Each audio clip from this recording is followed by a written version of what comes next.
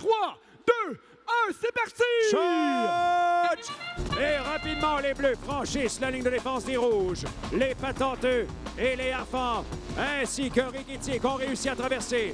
Même chose chez les Rouges. Est-ce qu'on tente des tirs? Les Harfans, et malheureusement, c'est raté pour les Harfans.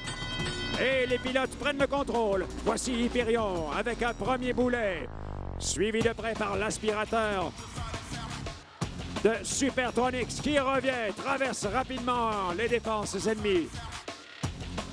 On dirait qu'il y a un problème avec les Harfans qui semblent coincés près du fossé. Voyons s'ils pourront redémarrer. Oh, voici que s'amène un défenseur, le rouge, Husky, qui vient protéger son château, empêcher Rikitik d'atteindre la tour. Husky qui se démène pour empêcher Rikitik, mais Rikitik réussit à pénétrer. Et un premier boulet envoyé par Rikitik. Pendant ce temps, l'aspirateur Supertronics se dirige vers... Oui, il s'attaque à The Portcullis, à la herse. Et il réussit à la franchir sans difficulté.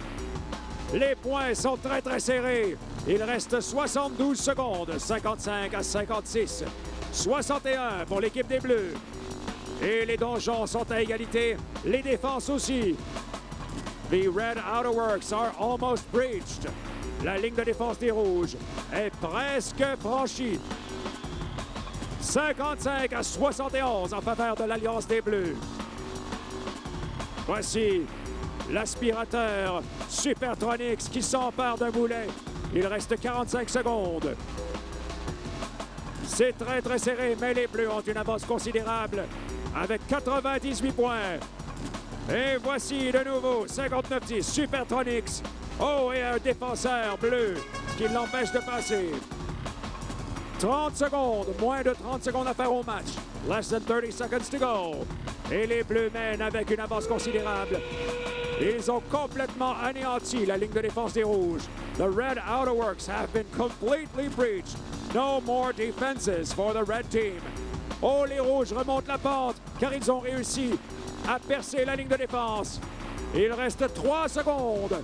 2, 1. C'est terminé.